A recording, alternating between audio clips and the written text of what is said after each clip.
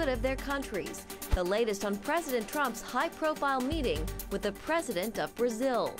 Plus, flooding in the Midwest. A look at why waters are rising and what residents are doing to stay safe.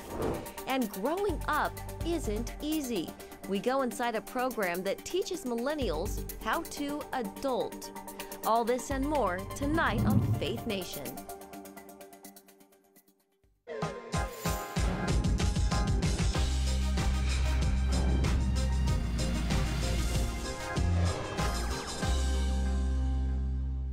President Trump welcomes Brazil's president to Washington. Thanks for joining us for Faith Nation.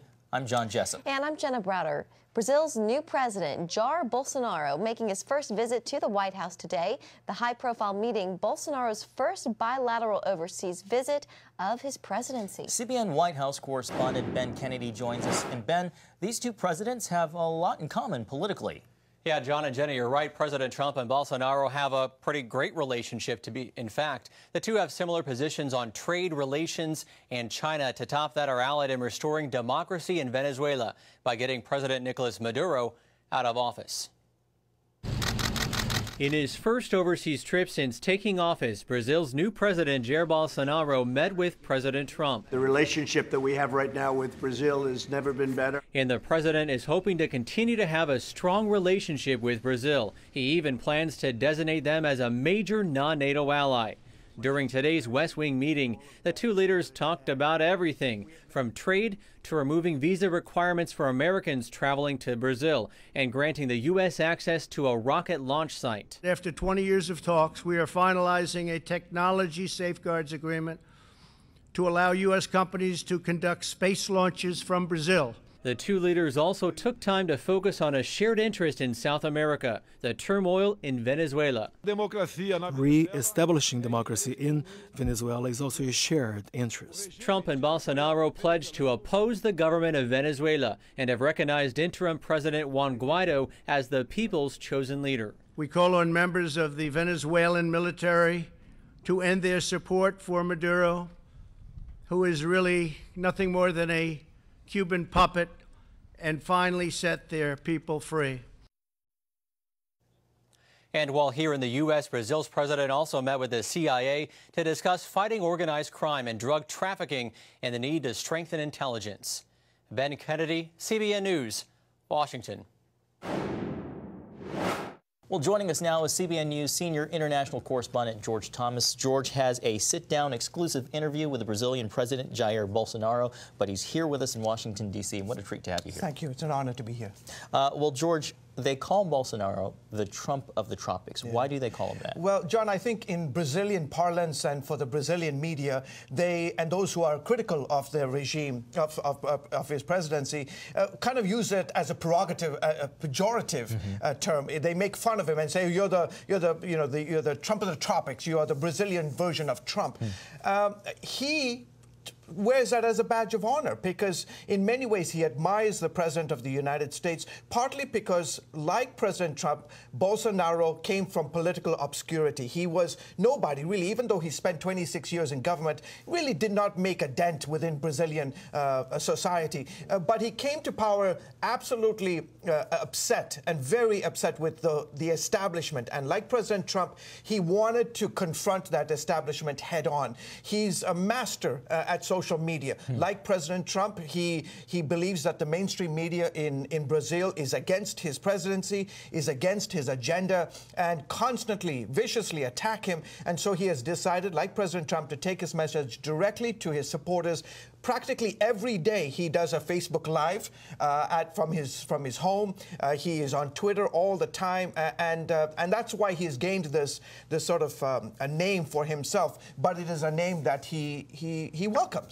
This is the first time the two leaders will meet. As Yes. you suggest, they're cut from the same cloth. What Yes. do you think is going to happen when they meet, and how will this affect the relations in the region? Well, I think we have to let our viewers understand the context of his visit today. Typically, when previous Brazilian administrations came into power, they would typically go to Venezuela, go to Cuba. This is the first time a Brazilian president has, on his first bilateral overseas trip, has gone outside of Latin America. And that too, not to China, not to Russia, not to Iran. Sends a signal. has come to the United States of America. That is sending a powerful signal. Keep in mind that previous administrations in Brazil, they took an anti-American, anti-Israel foreign policy posture.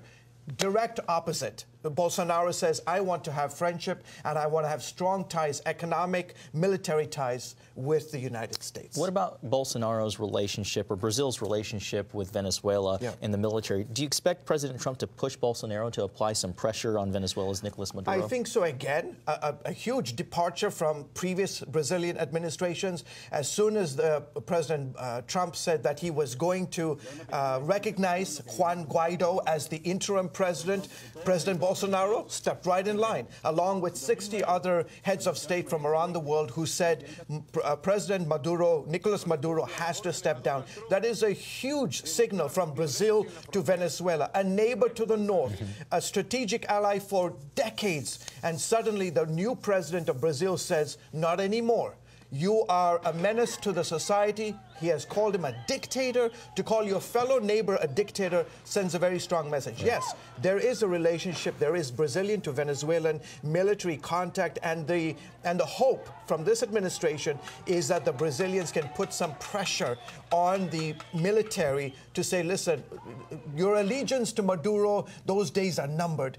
Okay. There won't be any consequences if you come on to the other side, the side of Juan Guaido. George, I've got to squeeze in one more question. Yes, Bolsonaro is a Christian. How does that shape his worldview? In a very significant way. The first day he was in office, John, he said to the nation that I am going to run my administration based on Judeo-Christian principles. Number one, he said that he is going to fight for the family. He believes that the leftist agenda over 2 decades has destroyed the family by the introduction of things like homosexuality, the LGBTQ movement. And he says, I am going to roll back those efforts. I'm going to stand for family. I believe in family. I am pro-life, and I'm going to run my administration using principles of my Christian faith. Bolsonaro is a Catholic. He's married to Michelle Bolsonaro, who is an evangelical. As you know, today, Catholicism, Brazil is the largest country holding Catholics. The second largest is the evangelicals, and their numbers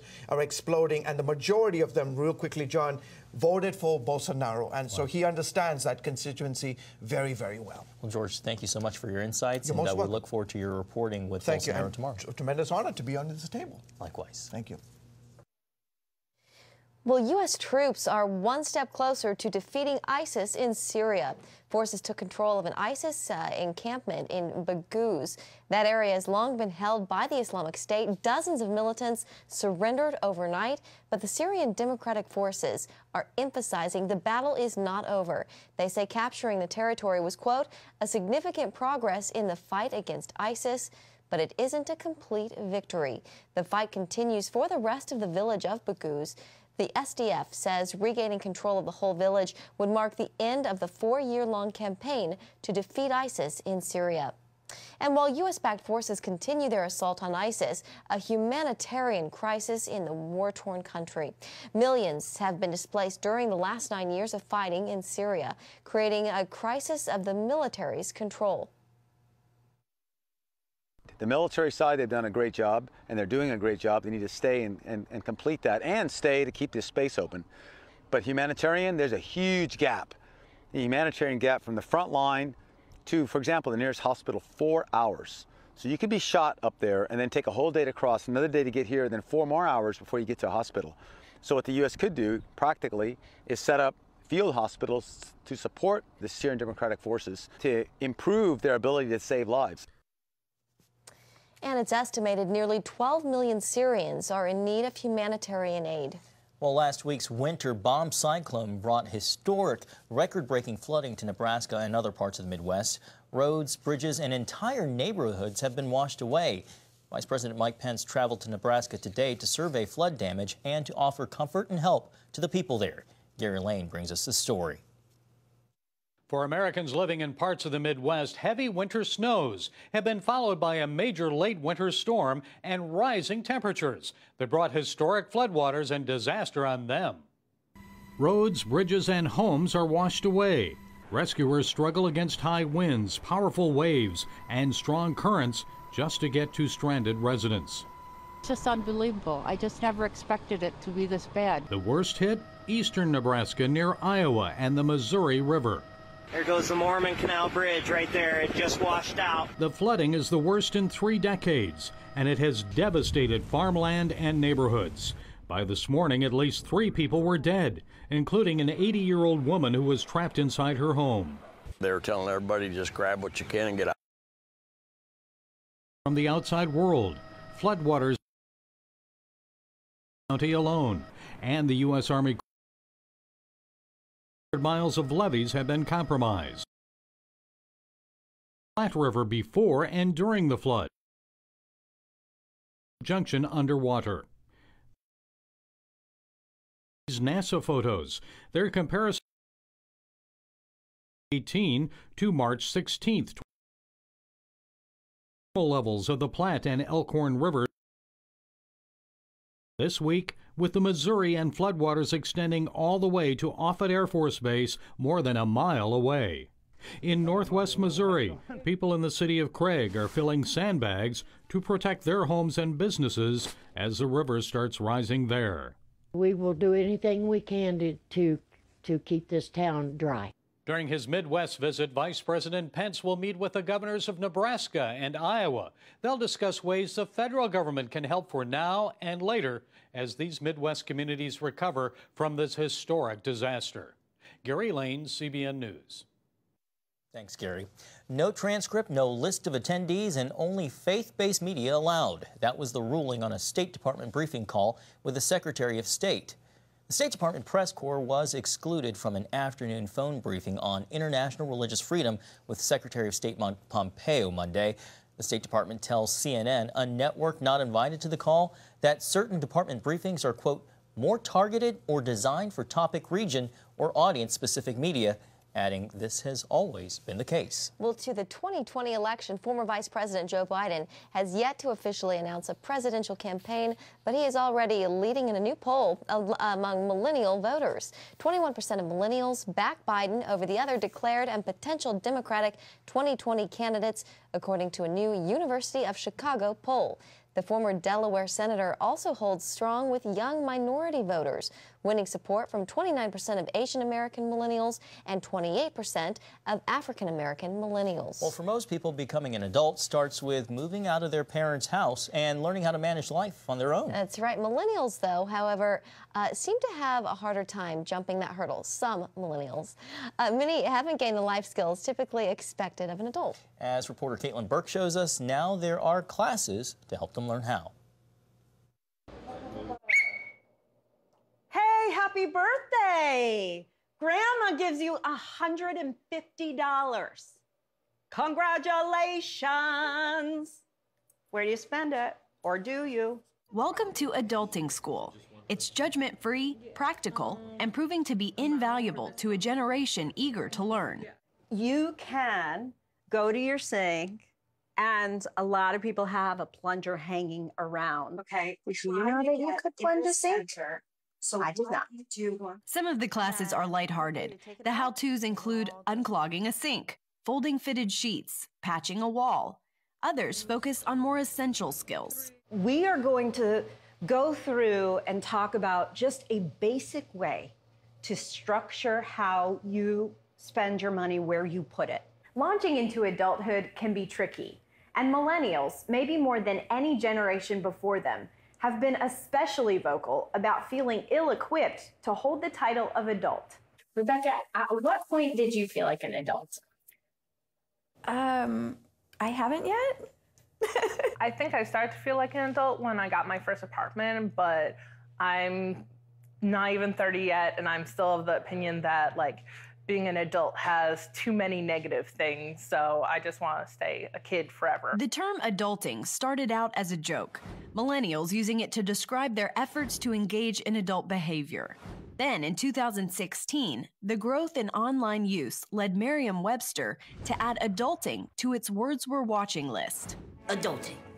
To do grown-up things, such as paying taxes, wearing pants all the time, buying your own toilet paper. You want to nap all the time, but your boss won't let you. The millennial generation comes by their bumpy transition into adulthood honestly. having never learned many of the skills that would allow them to proceed with confidence. It became clear that we wanted our kids, our parents wanted their kids to have a college education, so they started activity after sport, after extracurricular, and so they're not sitting down together to have a dinner. They're going, okay, grab a sandwich, we gotta get to soccer. Okay, I gotta get your sister over to lacrosse, and then you gotta go to math club, and and then it's like, we're not lifting the hood of the car. There's a lot of emphasis placed in schools on getting us to graduate, getting good academic achievements, and not so much on the life skills that we need once we leave the educational system, when we're off on our own, and how can we really be independent or interdependent in the world? I don't think it is that obvious what they really need to do. There is so much information right now that has never been available before. It's social media, it's Instagram, it's Snapchat. There is always something coming at people right now. And so that's that sense of overwhelm that you get. So when you see that hashtag adulting, it's people struggling or it's celebrating. So it's not clear to them. Rachel Flahinger and co-founder Rachel Weinstein started Adulting School simply because of the need. It flushes out all of the noise. And it's like, here's the information. And also here we care about you doing it. We're not just, oh, you're a millennial, you don't know, you're so spoiled. Well, nobody taught you. So here we are. Originally, Flahinger and Weinstein brought in instructors and hosted pop-up workshops here in Portland. But now the demand is so great that they've gone digital. Adulting School now offers classes online so that students across the country can participate.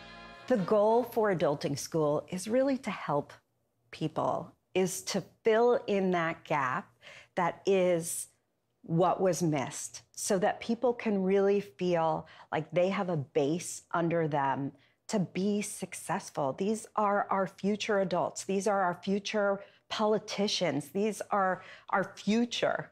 And so we want them to feel and be successful. A necessary gift to a generation navigating a rapidly changing world. Caitlin Burke, CBN News, Portland, Maine. Coming up, why some doctors are using the ancient art of acupuncture to help patients struggling with pain.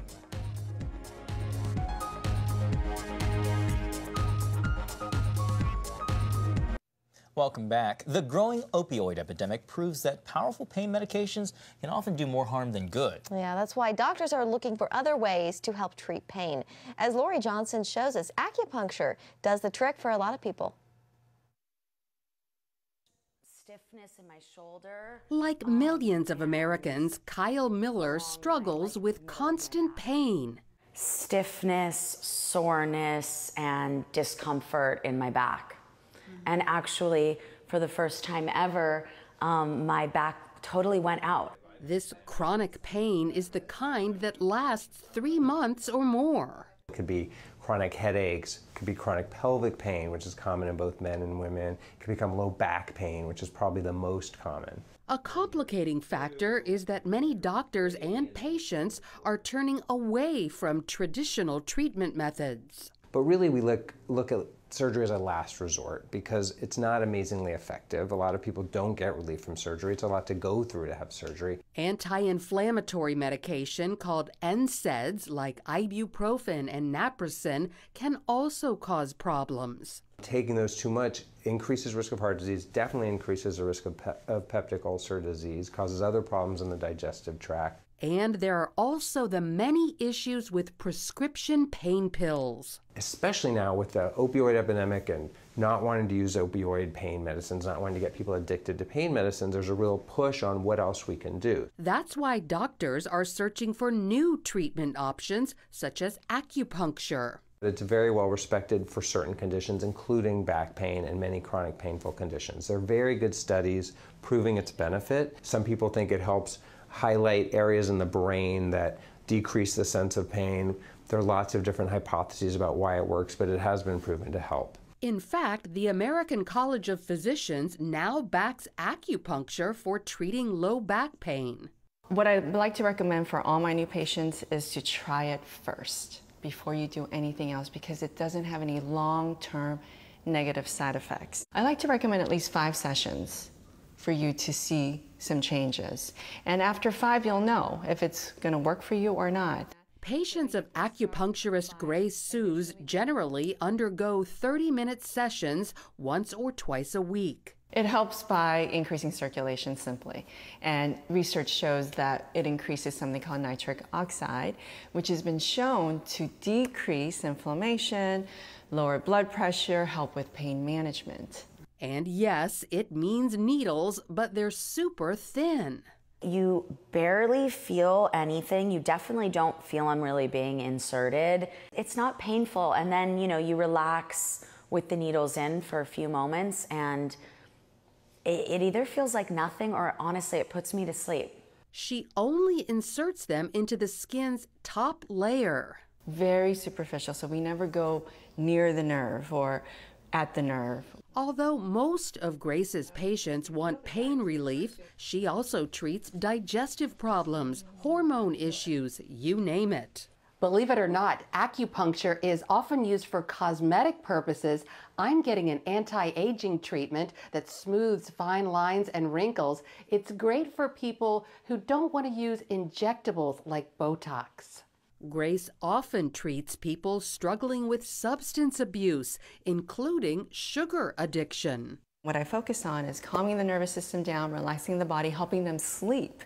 Because if you are sleeping really well the night before, then the next day, your blood sugar is more managed, you're more relaxed, and therefore you'll make better choices. Whereas acupuncture pierces the skin in strategic spots, acupressure involves applying force to those areas. Massaging this part of the hand treats red, puffy eyes. Near the wrist, vomiting and nausea. And the middle of the forehead, stress and headaches.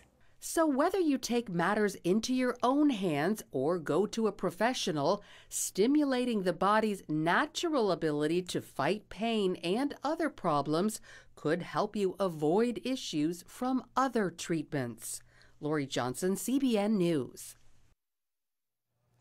And for more health news from Lori, make sure you check out her show, Healthy Living. You can find that at 9:30 p.m. every Tuesday on the CBN News Channel. Head to cbnnewschannel.com for more information. A look at the work Operation Blessing is doing amid the political and humanitarian crisis in Venezuela when we come back. Well, as the political and economic crisis unfolds in Venezuela, more than 10% of the country's population has fled the country. Yeah, with about 1 million now next door in Colombia. CBN's Operation Blessing has been working on the ground between Venezuela and Colombia, the border there, and a bridge that serves as a crossing between the two countries. Diego Traverso is OB's Director for International Relief. He took an OB team to Colombia to figure out where the aid can have the biggest impact. People is drinking water from the rivers, contaminated, polluted, and Operation Blessing has a lot of solutions, tools, and equipment to provide clean water to people here in Colombia.